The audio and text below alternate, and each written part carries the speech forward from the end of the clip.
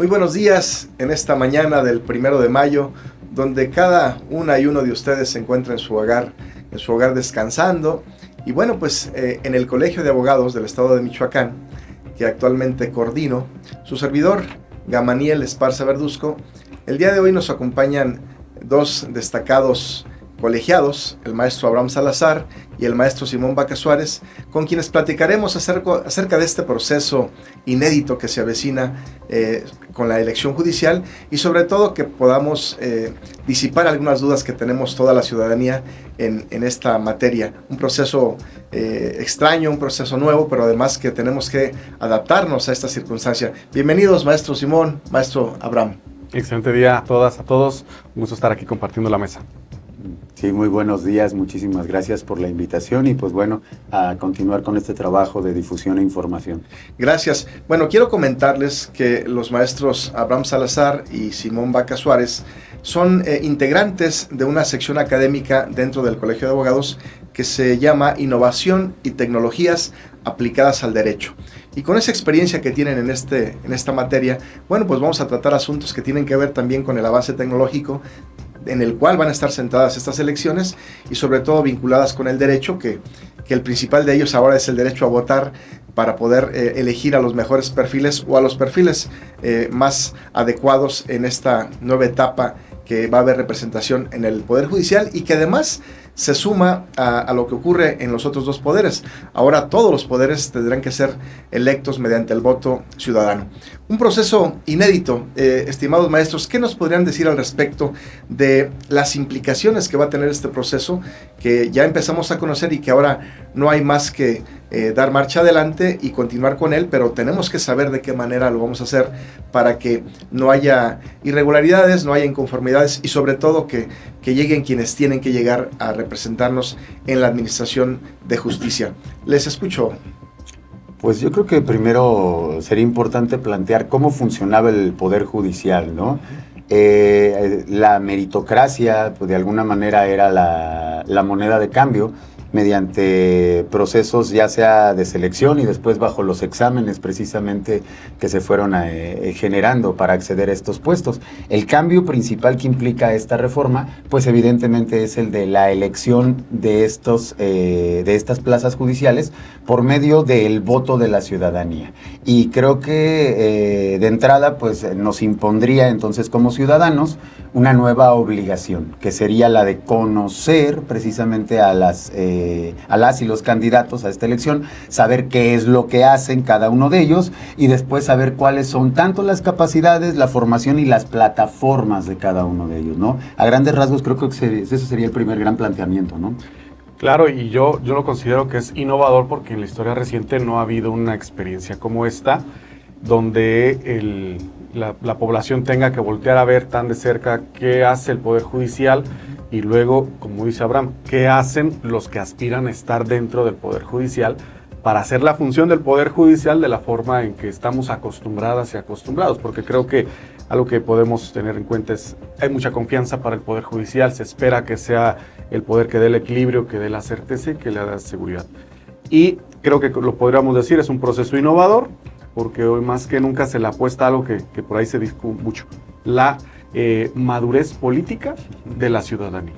Sí, por demás interesante esta aseveración, porque además mucha gente desconoce cuáles son los cargos que se elegirán, cuáles son más importantes, cómo podemos considerar qué relevancia tiene el que se elija a un juez menor, el que se elija a un juez de distrito, el que se elija a un magistrado en el estado, un magistrado federal de circuito.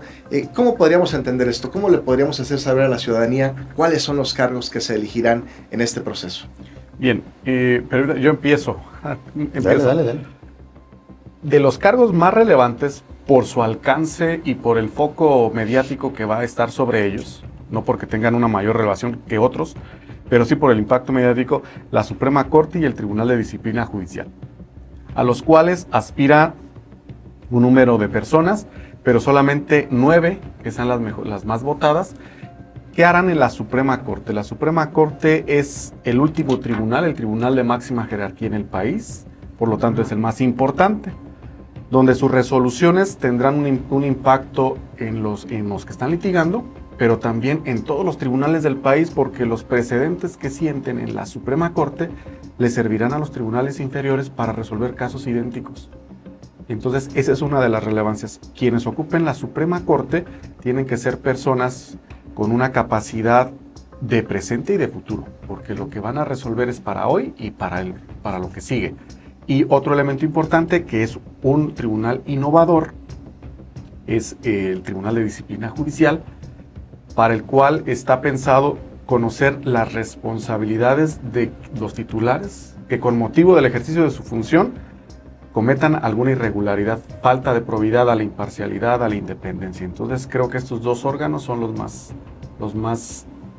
vistos, serán los más vistos. Sí, totalmente de acuerdo. Y además, anteriormente la fiscalización no llegaba a esos alcances, porque me queda claro que todas las instancias judiciales tienen visitas periódicas de revisión de su trabajo, que sea con probidad, con honradez y con cumplimiento de las atribuciones que tienen asignadas por ley.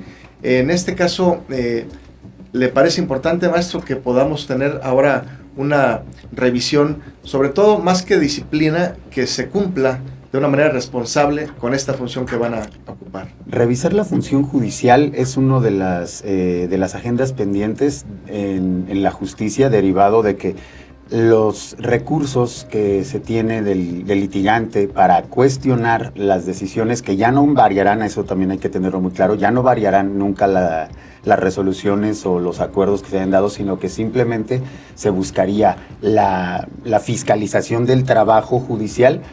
Suelen ser lentos, suelen ser complicados y además suelen no tener gran efecto. ¿Por qué?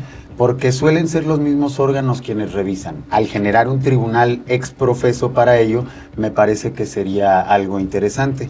Aunque acotando un poco también a ello, me parece que estamos nosotros ya votando con una madurez ciudadana a un tribunal revisor de los tribunales, y creo que no está muy claro sobre qué van a votar. Yo todavía encuentro a personas que no se dan cuenta que están votando por el fiscal revisor, o, bueno, no por el fiscal porque nos vamos a confundir, pero sí por el órgano revisor de los otros poderes. O sea, piensan que el poder judicial suelen ser los policías, los fiscales, y esto no es cierto. Estamos hablando de jueces y magistrados que son quienes revisan las reglas fijadas por los congresos para la ejecución precisamente de recursos que hacen los ejecutivos. Entonces, están votando por el árbitro.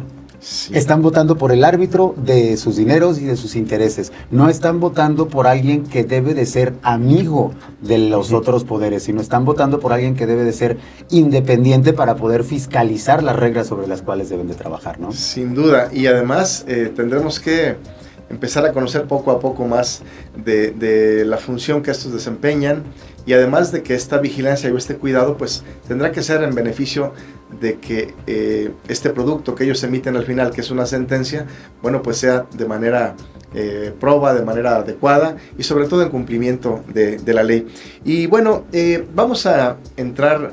Habrá materia para platicar más adelante. Este es un tema muy extenso y sobre todo que estamos prácticamente a un mes de la elección, entonces es muy poco el tiempo, pero seguiremos con estas cápsulas informativas y quiero preguntarles cómo podrá la gente emitir este sufragio para que el día 1 de junio se puedan elegir estos nuevos cargos en el Poder Judicial del Estado y en el Poder Judicial Federal. Bien, yo creo que con nos vamos a retornar un poquitito. Cada persona va a recibir un número determinado de boletas con un color distinto. Y ese color hace alusión al cargo para que aspira cada una. Entonces, usted va a recibir, ejemplo, 5 boletas, de las cuales las va a distinguir por un color, y ahí es para el órgano de la disciplina judicial, para la Suprema Corte, las magistraturas o los juzgados. Y ahí es interesante, cuando usted esté escuchando las propuestas de los perfiles, tiene que dar cuenta de que no van a hacer lo mismo. Quien aspira a un juzgado de distrito es la persona que prima facie o de entrada va a revisar el caso. Con las reglas, como dijo Abraham, así, estricto. No puede decir lo que la ley no le permite y no puede resolver lo que en las pruebas no se sostiene. Y luego vienen los magistrados. ¿Para qué les servirán los magistrados? todo esto es un derecho humano al recurso judicial efectivo. No es que desconfiemos del trabajo de jueces. Tener magistrados no es para desconfiar del trabajo de jueces, es un derecho y una garantía de todas las personas para que esa resolución sea revisada por un superior jerárquico que pueda modificar, confirmar o revocar y modificar esa sentencia también. Entonces, bajo este escenario, sea consciente de que la boleta, entiendo que el color amarillo, creo que es el color amarillo para los jueces de distrito, no recuerdo el color de la boleta, creo que es rosa, para las magistraturas. Entonces, uno es control, uno es equilibrio y al final ya todo es orden. Sí, una novedad en muchos aspectos. Dices un retroceso, pues sí, porque han hecho estimaciones que entre 5 y 10 minutos no va a tardar este proceso de meter una serie de plataformas que tendrá que conocer el ciudadano, como les decía, esta obligación que ahora nos impone, ¿no? De conocer la propuesta, de conocer el trabajo, de conocer la formación y aparte de todo, estar ahora también sobre estas resoluciones porque la popularidad se gana a través de tiempo, esfuerzo, entonces ese tiempo y esfuerzo puede ir en demérito proporcional pues de la calidad de las sentencias por ese tiempo invertido. Entonces tendremos que estar ahora todos muy pendientes también de cómo funciona ese sistema judicial, ese árbitro y ver que realmente está haciendo su trabajo, porque si nos volvemos todos nada más amigos del árbitro, híjole, no va a haber suficiente partido, ¿no? Para que todos salgamos beneficiados. Claro, algo que choca... En este momento se me ocurre pensar que al mencionar la palabra estimar, bueno, choca contra los principios del abogado. Nosotros no podemos emitir un juicio previo o prejuzgar.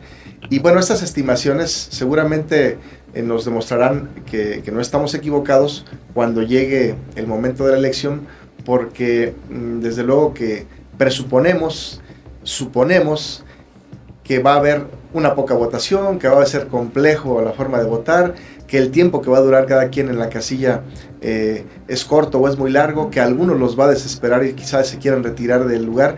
Lo que sí es un hecho es que tenemos que cumplir con este ejercicio y una vez que lo tengamos concluido, saber en qué se falló, saber si estuvimos en lo correcto y además que van a existir preferencias quizá por...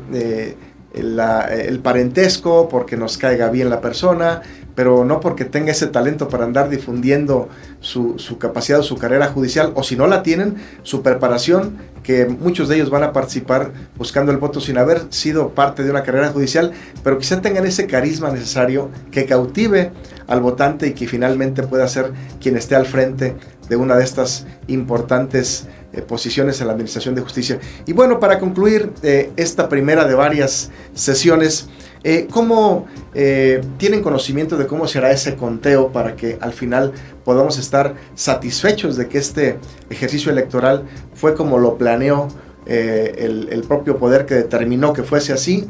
Y si las reglas del juego o los lineamientos están claros para los demás, ¿qué opinan al respecto? ¿Cómo se va a llevar a cabo este conteo final? Me gustaría tomar la vanguardia aquí para precisar un dato.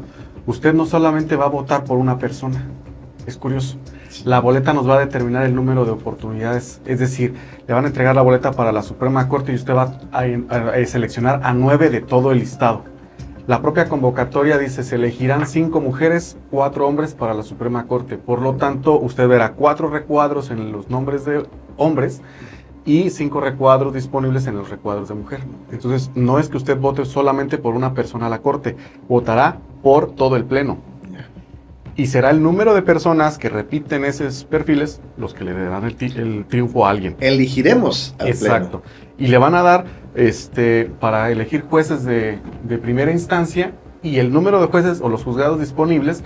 Por eso encontrará usted determinado número de recuadros disponibles y entonces usted elegirá a A, a B o a C.